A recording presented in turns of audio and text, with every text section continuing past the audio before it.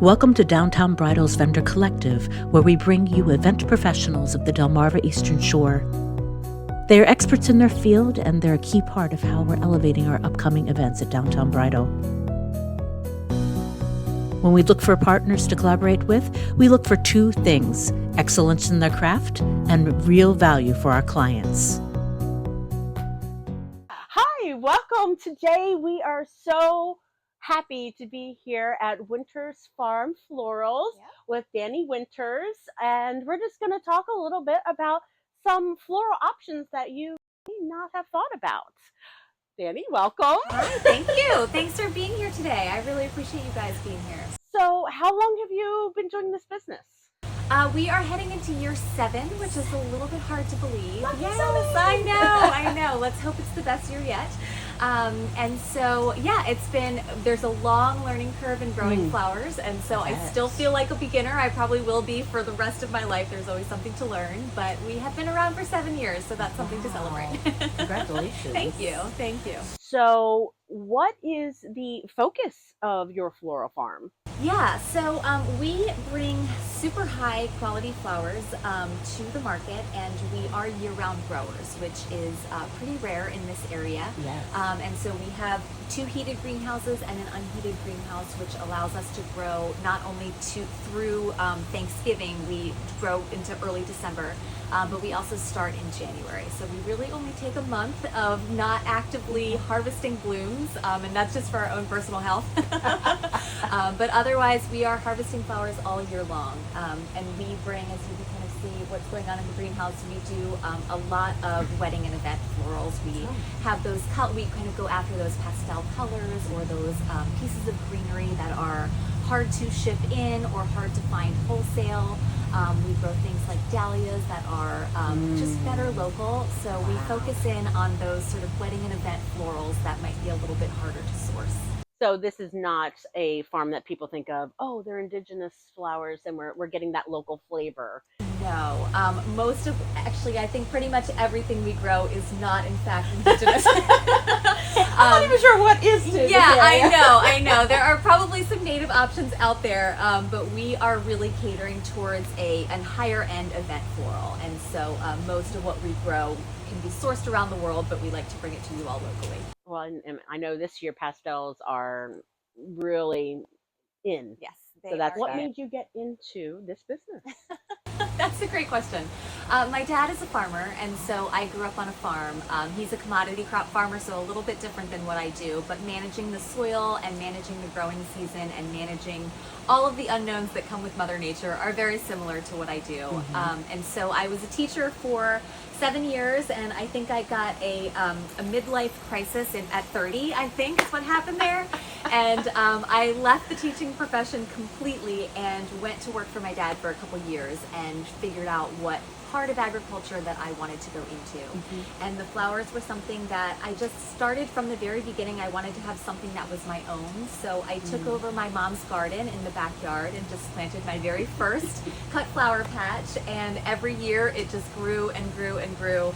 And it very quickly got to a point where I couldn't do both. I really had to decide. And these are 7 days a week, not quite 24 hours a day, but I would say pretty darn close. They're babies. Yes, it's like having thousands of babies.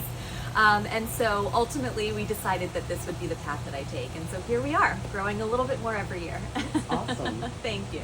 It's definitely a labor of love. That is for sure a huge labor of love. So you say you love doing the weddings. Yes. What can someone expect when they inquire working with you? Yeah, absolutely. So we, being a flower farm that grows our own flowers, we are able to offer some options to our brides that maybe not every designer is able to offer. And so we have 3 main options when brides come to us that they can choose from. There are brides that want hands-off on their wedding florals, and they want us to take care of the full design work. They have a very specific color palette in mind, or very specific flowers, or very specific pieces, and they want to achieve that look. And so we can do full service florals. We can order in what we need to order in if we don't have it blooming on the farm at that time. So we are a full service wedding design studio. We also offer 2 other options for brides that maybe don't want to go with the full service option. the sort of in-between option is seasonal a la carte. And that is for brides who want the look of full-service florals, but maybe they don't want the price of full-service florals. Okay, understood. And so what they can do is, if they're a little bit flexible with their vision or with the specific flowers that they want, whatever is in season at that moment, we can create an entire wedding with those flowers. And I actually love that. Yes, they can come to us and say, you know, we love pastels or we love bright colors. And then if their wedding is in October or September or August, we choose whatever is blooming in that moment and we create the palette with what we have 100% here on the farm. But that's not necessarily a wildflower look. It's just what's in that blooming at that moment. Yes, that's a great question. So a lot of people think local flowers has to be wildflower look. Most of the flowers that we grow are just a little bit more refined, and so they have that elevated, full-service floral look to them. And we try and pop in those little elements that you might see in a wildflower design. People love light and airy, so something like a Cosmo, for example, would still be a really beautiful look in a bridal bouquet or a wedding piece of some sort.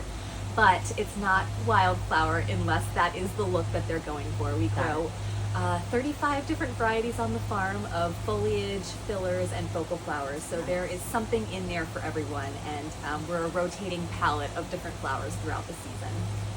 So if you're in the spring, if you're getting married in the spring, you might have peonies or ranunculus as your focal flower. If you are getting married in high summer, you might have lisianthus as your focal flower. If you're getting married in the fall, it might be dahlias. So we always have something that's really special blooming on the farm. And so if brides are a little more flexible on what it is that they have in their color palette and as far as what florals they have, then we can create weddings 100% with flowers grown on the farm. And that saves them the cost of us having to order in special flowers and having those shipped in at market price or whatever that may be.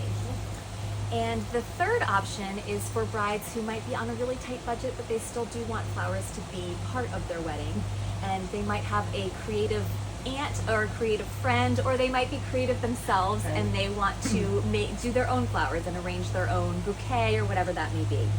And so if that's the case, they can order just the straight stems from our farm. They get buckets of flowers depending on how many they need for their event. We cut them fresh that week and they come pick them up a couple days before their wedding.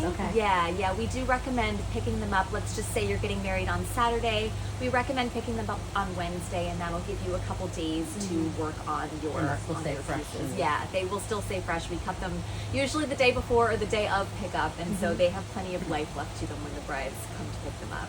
Okay. Explain to me a little bit more about your niche and what makes you special compared to the standard floral shops that do order pieces in and they do the full service, and how your packages rotate with that. Great question. So in addition to doing those three options, the full service florals, the seasonal a la carte, and the DIY bride, we can also do a hybrid of some of them. So some brides want to DIY their own wedding and they feel really confident maybe doing the centerpieces or bud bases or something like that. A lot of what scares brides are the bridal bouquet itself. Yes, there's so many options. Oh my goodness, and it's so important and it's in all of the pictures, and so a lot of brides might be creative, but they maybe don't feel that creative. And so if a bride would like us to create a certain piece, for example, their bridal bouquet or their bridesmaids bouquets, and they want to DIY the rest of their wedding, we can provide them the flowers for the DIY portion, and we can also design the bouquets or whatever pieces here on the farm. That's awesome. I like that. That's something I would lean into. Yeah. Because I'd be like, yes, I want to put my personal touch, but I don't want to do all the work. That's actually a lot of brides. Yeah, there's usually something they're a little scared of doing. So that's fantastic. So what is a average timeline that you would suggest? Obviously, you have to have an interview with them and come up with what their thoughts are. You have to educate them on what's in season for their wedding at that time of year. What does that look like for you and what you would like your clientele to know would be the best timeline? Yeah, that's a great question. So I always say the earlier the better. The more time that we have to plan for it, the more we can tailor what we grow to our demand. If we're lucky enough and a bride knows a year in advance, we can actually grow things specifically for that bride, which is really, really cool. That's so cool. I know. We had a bride last year that came to us a year in advance, and so we knew her color palette, and we were able to, everything, it was 100% grown on the farm, her entire wedding, and we were able to really lean into her colors as part of our crop plan. So that was really special from like seed to base all the way through. We got to see that wedding through. Okay, I gotta ask. Yes. Do you document it? No. Oh, that'd be unfortunately, great for a know. photo album. We need just a marketing person to follow us around on the farm. We're moving so fast all the time. We hardly document everything. Yeah. So many things I wish we documented. And so if we know early enough, we can certainly incorporate that into our plan. But not all brides, especially DIY brides who might be, a little more last minute, or they might just be a little less intense about their planning process, and so they're doing things a little bit later than a bride who's doing a full service florals. And so if they come to us a little closer to their wedding date, then we just pick from what we have growing on the farm and the color palettes that we have already. One thing I think is important to know for brides is that if they are going to pick a DIY option or a seasonal a la carte option, we really are at the mercy of Mother Nature. She is what dictates everything that we do. And so to actually have a specific flower blooming on a specific day is nearly impossible. We can guarantee, we can sort of say what we assume that we will have or what we've had in the past, but we can't ever guarantee product availability. And so we do every once in a while have a bride say, well, I want to do seasonal a la carte, but I definitely want this, this, and this flower. And so the best that we can do is say, we might have this, this, and this, but there's no guarantees. And so we do look for, if a bride is wanting to do that option, we do need a little bit of flexibility in what we have coming into bloom that day. So your ideal timeline is 1 year ahead to do an interview with them to find out their needs. Yes. Where does that occur? How does that interview process work? Yeah, so generally our website has a really robust series of inquiry forms, and so it's as specific as you can even take a quiz to figure out what category of those options you might fall into if you're a full service bride, a seasonal a la carte, or a DIY bride. And then from there, we have a separate page for each of those options. And so you can learn a little bit more about what kinds of flowers we might have in certain seasons. And then there's also an inquiry form. There's some galleries there to look at pictures. And so generally we will field an inquiry and just kind of figure out if what we're able to offer the bride would be a good fit and vice versa. And then that usually leads to a Zoom consultation where we sit down at a time that's convenient for the bride and for us, and just kind of figure out what it is that they're wanting. Some brides know they want flowers and that's all they know, and so we have to help them just kind of pull their vision out. Generally they have an idea, they just don't know maybe how to say it. So we just kind of help suss out their vision, and other brides know exactly what they want, the exact flowers, the exact colors. So wherever they are, we meet them where they are, and just kind of create a vision, the pieces that they're wanting to include, and then making sure that that aligns with their budget. So we go through all of the pricing at that point. And if everything works out well, then we start the fun stuff, which is color palettes and specific flowers and how we can achieve that look that they're wanting. And then from there, it's usually just check-ins throughout the timeline between that consultation and their wedding. And then, if they're doing a DIY pickup or seasonal a la carte, we'll just touch base as we get closer to the date with what we think we have available. If we have to substitute anything out, we just communicate that way. So since you have so many variables based on Mother Nature and so forth, how would it look like for their investment? Do they put down a deposit for a certain amount and then, oh my gosh, we can't have that flower, so it has to switch over? How do you handle the financial side? Yeah, absolutely. So usually in order to book the wedding date, we require a 50% deposit, and that really allows us the flexibility with the other 50% to add and tweak as needed. Generally, if we do substitute a certain flower for something else, it's a similar look or a similar price or a similar aesthetic or whatever it is that we're needing to replace. And so generally it wouldn't change a lot of the pricing. We have backup things on the farm that we can use to plug in as needed. But the final deposit is usually due about 30 days out from the wedding, and by that point we have a better idea of what we can guarantee. Excellent. Yeah. So have you ever had someone who has their vision with their colors, they love the look of a flower, and then they get it in their hands, they're like, oh, I can't stand the smell. Smell is very divisive in the floral world. It's really funny that you asked that. We used to grow oriental lilies, and oriental lilies have a scent that people either love or they despise. And we were actually finding out most of this information at our farmers market. We'd go to the Lewis farmers market, and we had people either loving it or hating it, and they would come and ask us specifically, is it scented or is it not? For different reasons. Some people were looking for scented and some people were not. You can do unscented flowers? You can do unscented, yes. Especially lilies. I think a lot of people don't realize there are unscented lilies out there, that they have bred specifically for that reason. Wow. Not everyone loves It's like the a hairless scent. dog. Yes, exactly. There's something for everyone in the floral world.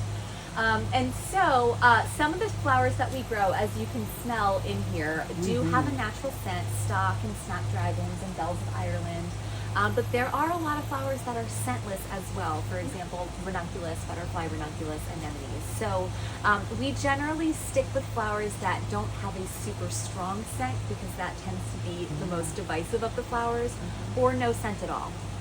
Yeah, and so we've never really had an issue with somebody hating the scent, and I think that's because we curb back the flowers that we grow that have a very strong scent. Great Smart question. move. Yes. Smart move. That's fantastic. So we have all these wonderful packages to choose from. What does the day of look like, or the week of look like, as far as them getting the product? Yeah. So we try and give as many options for that as we do for their package itself. There are some brides, the last week before that wedding, it's a marathon and they just have a lot to do and they don't have time to come to our farm and pick up their flowers. And we understand that, and we recognize the chaos that can sometimes come with those last minute details.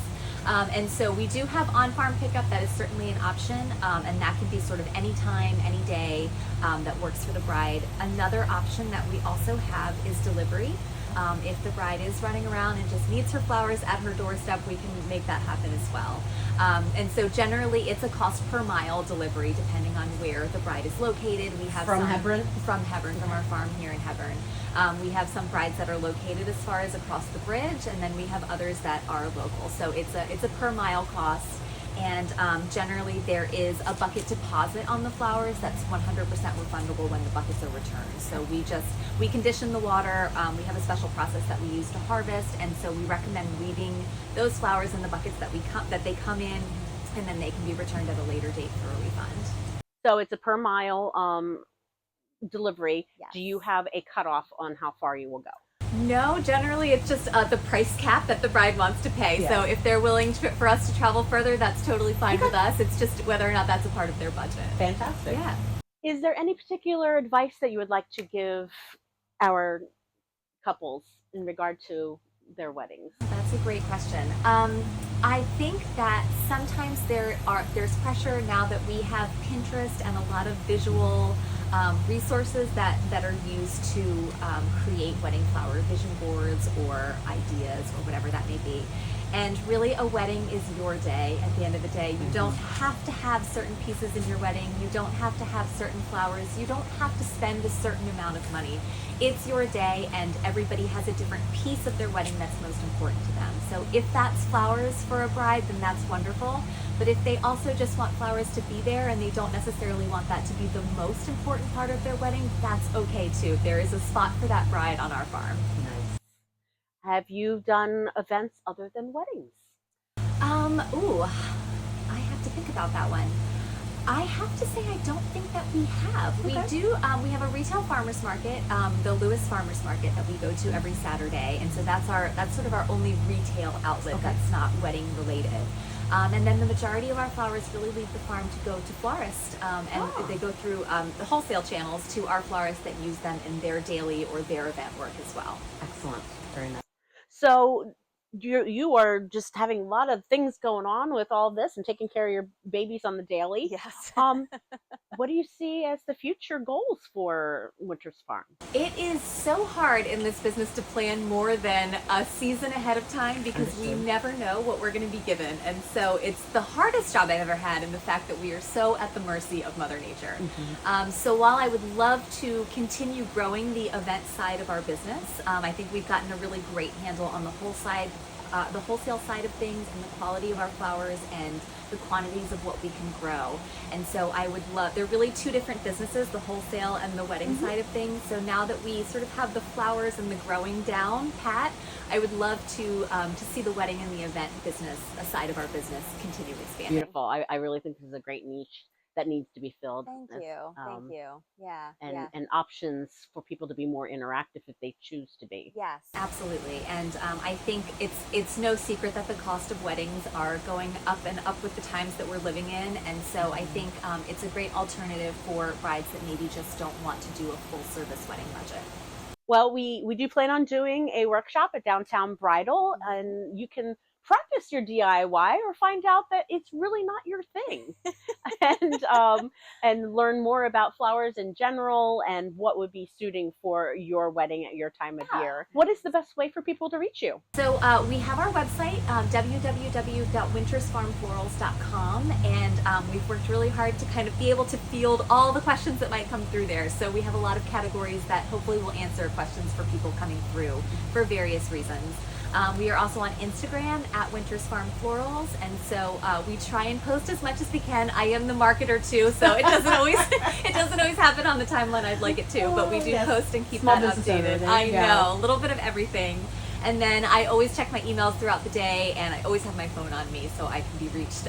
Contact information is on the website. Fantastic. And you can just follow a link through downtownbridalmd.com as well and learn more about them. Thank you for joining us. And to see more about this amazing vendor and their products or services, please visit our webpage, downtownbridalmd.com, and go to the Vendor Collective page.